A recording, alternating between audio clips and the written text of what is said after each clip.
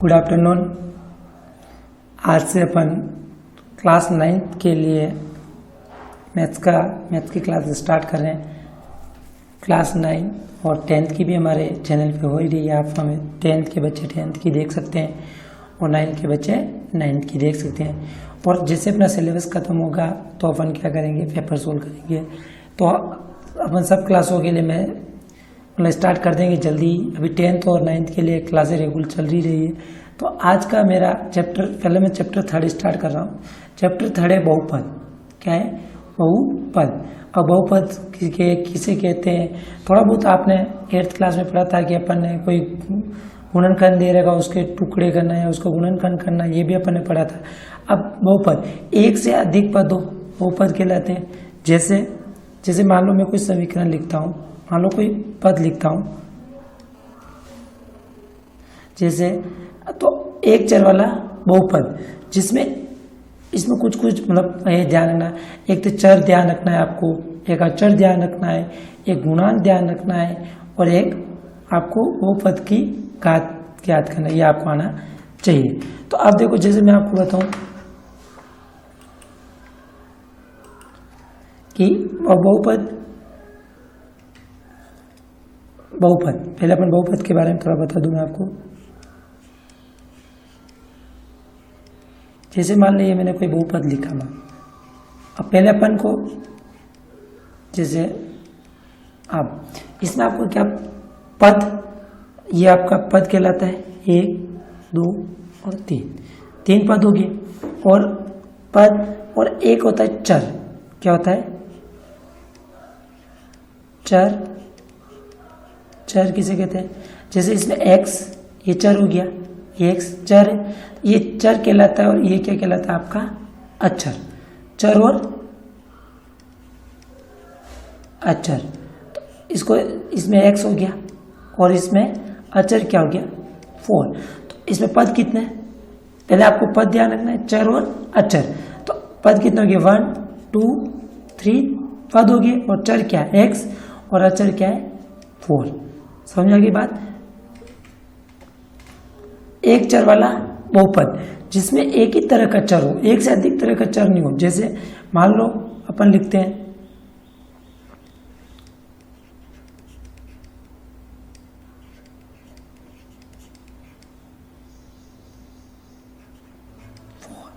तो इसमें एक चर है, ये भी चर एक तरह के चर ही है। तो ये एक तरह का चर ही हो, वो क्या कहलाता है? एक चर वाला बहुपद। एक चर वाला बहुपद कहलाता है एक चर वाला बहुपद। अब गुणांक क्या कहते हैं? इंग्लिश में द कोफिशिएंट। तो अब कोफिशिएंट कहते हैं किसे? जैसे x, मैं आपको बहुपद लिखूं 4। अब मैं इसमें आपको पूछूं x की घात 3 का गुणांक। गुणांक यानी इसके जस्ट आगे क्या, इसके आगे कुछ नहीं, क्या है? 1। तो x की घात 3 का गुणांक क्या हो जाएगा? 1। तो इसको अपन इंग्लिश में क्या बोलते हैं? कोफिशिएंट। तो कोफिशिएंट ऑफ x की पावर 3। अब एक एग्जांपल और लिखूं मैं आपको, और भी है इसमें। मैं साथ के साथ और भी मैं आपको क्लियर कराता चलूं। इसमें पहले आप मेरे को बताओ पद कितने हैं? तो 1, 2, 3 तो पद हो गए। पद कितने हो गए? 3। और चर क्या है? एक चर ही है, एक तरह का चर ही है, एक चर हो गया। और अब मैं आपको पूछूं x की घात 2 का गुणांक क्या है, या x की पावर 2 का कोफिशिएंट क्या है? तो x की घात 2 का गुणांक, x की घात 2 का गुणांक क्या है? गुणांक क्या हो जाएगा? 3। आपको पूछ लिया इस क्वेश्चन में, इसी में पूछ लिया x का गुणांक पूछ लिया मान लो। तो x का गुणांक क्या हो जाएगा? x के आगे क्या है? 4। तो 4 हो गया। समझ में आया आपको? तो जो आपको क्या इसको मतलब ये 1 नंबर या 2 नंबर में क्वेश्चन आएगा तो क्या पूछेंगे, या तो आपसे पूछेंगे कि गुणांक बताओ, ये बहुपद है या नहीं, अब अचर बहुपद, अचर बहुपद जिसमें चर हो ही नहीं बहुपद, लेकिन अचर बहुपद तो हो सकता है केवल अचर ही हो, चर हो ही नहीं। तो इसके लिए अब जैसे मैं लिख दूं 3 -4 5, ये सब क्या बहुपद तो है लेकिन एक पद ही है, लेकिन चर ही नहीं, क्या है अचर है। बात समझ में आ गया आपको? अब देखो, अब अपन पद के आधार पर बहुपद को, जैसे एक पद ये तो अचर पद हो गया जिसमें अचर ही हो, या चर पद, या अगर मान लो ऐसा दे दें, ये एक्स दे दें, ये भी क्या है चर, चर चर ही है ना, पर है तो बहुपद ही है ना, चर बहुपद एक ही हो। और जिसमें दो पद हो, कितने पद हो, दो पद हो, उसको क्या कहते हैं द्विपद या बाइनोमियल पोलिनोमियल्स। अब जैसे ये लिखते हैं अपन 4, तो कितने पद हो गए 1 और 2, इसमें कितने बहुपद हो गए 2। अब देखो एक पद दो पद, अब इसी में इसको मैं साथ लेके चलूं। अब आपको मैं पूछूं कि x की पावर 4 का गुणांक क्या है, x की पावर 4 का गुणांक क्या है, तो आप क्या बताओगे x की पावर 4 का कुछ नहीं, क्या है 1 है, तो इसका x की पावर 4 का, x की पावर 4 का गुणांक क्या हो जाएगा, तो 1, ये आपको ध्यान रखना है। इसी तरह अगर 3 पद आ जाए, 3 पद आ जाए तो क्या हो जाएगा त्रिपदी, जिसमें कितने पद हो 3 पद हो। अगर एक पद आए तो अचर हो सकता है, चर हो सकता है, तो अचर मान लो अभी अपन मान अचर बहुपद, 2 पद आ जाए तो द्विपद, और 3 आ जाए तो त्रिपद। ठीक है, त्रिपद का भी एग्जाम्पल आपको बता दूं मैं।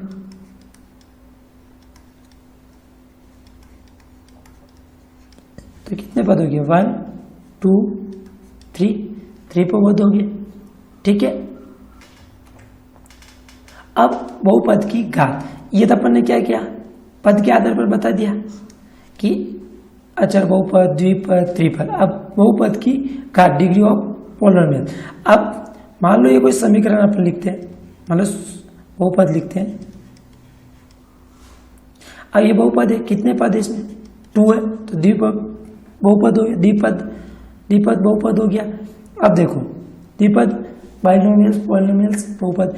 अब देखो बहुपद की जिस भी बहुपद में मैक्सिमम यानी कि हाईएस्ट घात हो, वो उस बहुपद की क्या कहलाती, घात कहलाती। उस बहुपद की क्या कहलाती, कोई भी बहुपद हो, चाहे वो त्रिपद हो द्विपद हो, तो जिसमें अधिकतम या मैक्सिमम घात हो, वो बहुपद की क्या कहलाती है, घात कहलाती है। ठीक है, अब घात के आधार पर देखो, घात के आधार पर बहुपद के प्रकार, घात के आधार पर अपने पद के आधार पर देख लिया। अब घात के आधार पर रेखीय बहुपद, जिस बहुपद में अधिकतम घात 1 हो, अधिकतम घात कितनी हो 1 हो, तो अपन लिखते हैं, ये लिखा, इस बहुपद में अधिकतम घात क्या है चर की 1, तो इस बहुपद को क्या कहेंगे, या तो अपन कहेंगे रैखिक बहुपद। क्या कहेंगे, रैखिक बहुपद। ठीक है, और अब द्विबहुपद या क्वाड्रेटिक पोलिनोमियल या द्विघाती, द्वि यानी 2, जिस बहुपद में अधिकतम घात कितनी हो 2 हो, अधिकतम घात कितनी हो 2 हो, जैसे अपन लिखते हैं, ये लिख। ठीक है, तो इसमें अधिकतम घात कितनी 2, इसमें अधिकतम घात कितनी थी 1, तो अधिकतम घात 2 हो, उसको क्या कहते हैं द्विघाती, द्विघाती पोलिनोमियल। और जिसकी अधिकतम घात 3 हो, कितनी अधिकतम घात 3 हो, उसको त्रिघाती कहते हैं, त्रिघाती।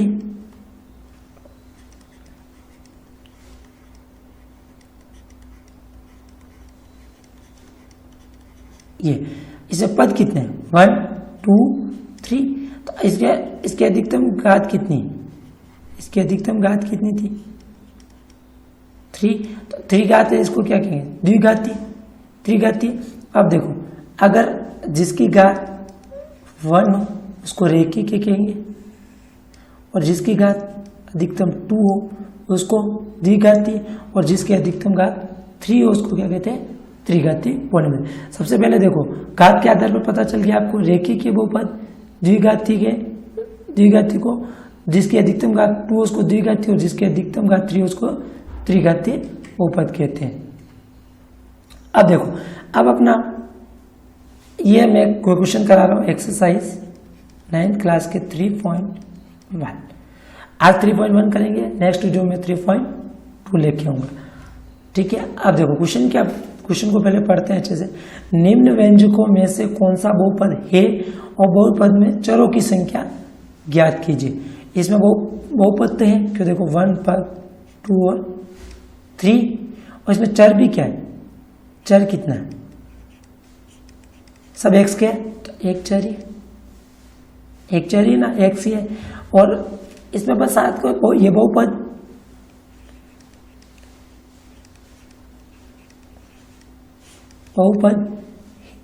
कौन सा बहुपद है, ये बहुपद है, और चर कितने होगी, एक। और इसमें अगर इसी क्वेश्चन को मैं साथ में लेके चले और इसमें पूछ ले एक अधिक बहुपद की घात क्या है, तो इसमें अधिकतम घात क्या है, 2 है, तो इसकी, और x की घात 2 का गुणांक पूछ ले तो भी 3, या पूछना है। नेक्स्ट क्वेश्चन,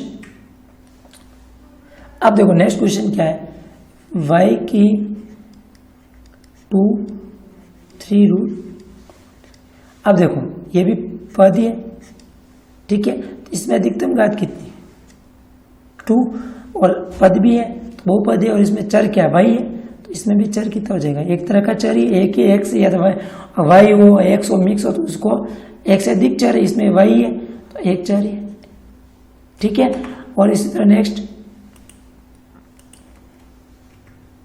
अब देखो, अब मैं आपको थोड़ा सा यहाँ क्लियर करूँ एक चीज कि अगर चर, एक तो चर क्या होना चाहिए, 1/2 या ऋणात्मक नहीं होना चाहिए, चर ऋणात्मक नहीं होना चाहिए। ठीक है, ऋणात्मक नहीं होना चाहिए, उसकी घात, ठीक है, जैसे मान लो मैंने लिखा 3 की घात माइनस, x की घात -1, ये आपका चर नहीं हो सकता है। और एक p/, अब देखो इसमें ये तो सही है लेकिन ये नीचे आ रहा है, तो इसको अगर मैं मान लो लेके भी इसको अगर सोल्व करूं, y + 3 × y की घात -1, और ऋणात्मक पावर हो नहीं सकती, तो इसलिए ये क्या हो जाएगा आपका, बहुपद नहीं है, बहुपद नहीं,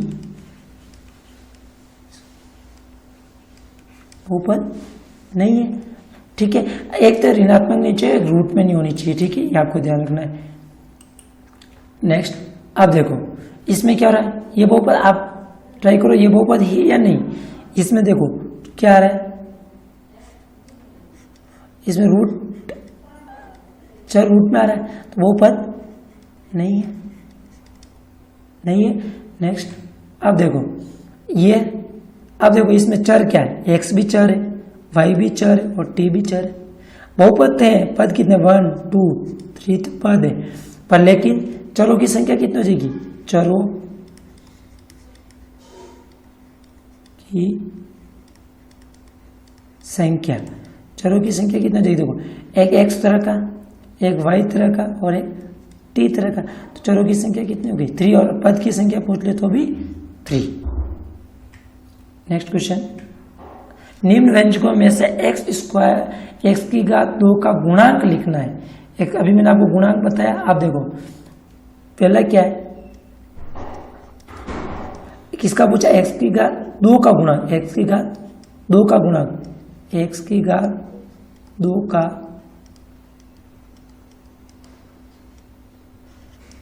गुणांक, x की घात 2 का गुणांक क्या हो जाएगा, 5 गुणांक।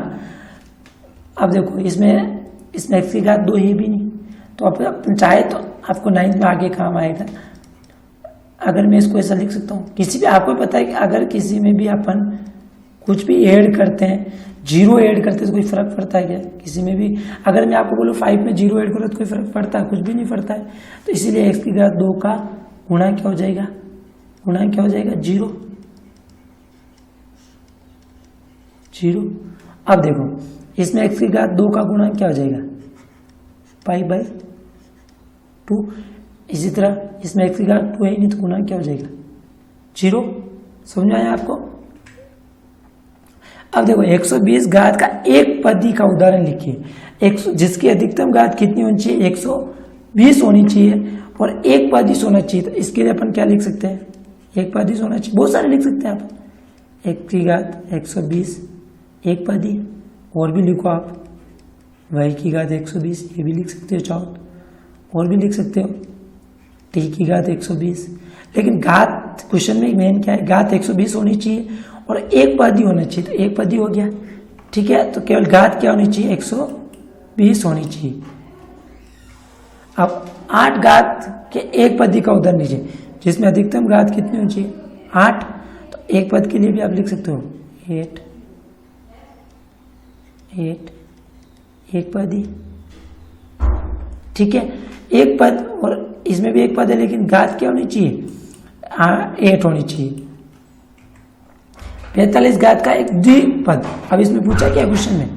द्विपदी, दो पद के उदाहरण, आपको 2 पद बनाने और घात कितनी होनी चाहिए? 120 होनी चाहिए। 1 की घात 45 प्लस ये लिख लो। चलो देखो इसमें घात कितनी हो गई? 45 और पद भी कितने हो गए? 1 और 2। ये 8 घात का एक पदी, 8 घात का भी एक पदी लिखना है बस। ये 1 नंबर या 2 नंबर में आपके जरूर क्वेश्चन आएगा। अब देखो निम्न बहुपदों में बहुपद की घात लिखी है। मैं आपको बताया गुणांक और घात, बहुपद की घात में आपको कंफ्यूज नहीं होना है। घात में जिस बहुपद की अधिकतम घात है वो उस बहुपद की क्या कहलाएगी? घात कहलाएगी। और गुणांक आप जो भी उसका, जैसे x की घात 2 का गुणांक पूछे तो उसका गुणांक हो जाएगा। अब देखो इसमें अपन लेते हैं तो इसकी अधिकतम, इस बहुपद की अधिकतम घात कितनी? 1 है। तो अधिकतम घात इसकी क्या हो जाएगी? बहुपद की घात कितनी होगी? 1। इसी क्वेश्चन में देखो बहुपद है, पद कितने? 1 2 3 और घात, बहुपद की घात, बहुपद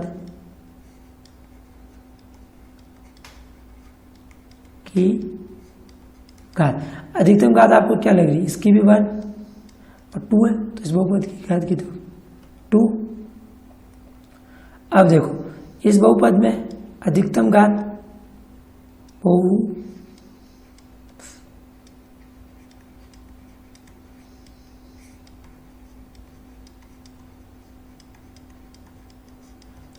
अधिकतम घात कितनी? 2। तो इस बहुपद की घात कितनी होगी? 2। और इसके बहुपद में इसकी अधिकतम घात क्या है? इसमें 4 ही नहीं, इसके बहुपद की अधिकतम घात क्या हो जाएगी? 0। ठीक है, तो आपको समझ में आ गया होगा। एक बार मैं रिपीट कर दूं, बहुपद गुणांक आपको ध्यान रखना है, बहुपद के आधार पर, पद के आधार पर और फिर घात के आधार पर आपको ध्यान रखना है। और भी कुछ क्वेश्चन हो और आपको समझ में नहीं आया हो तो आप मुझे कमेंट करके बता देना। Thank you.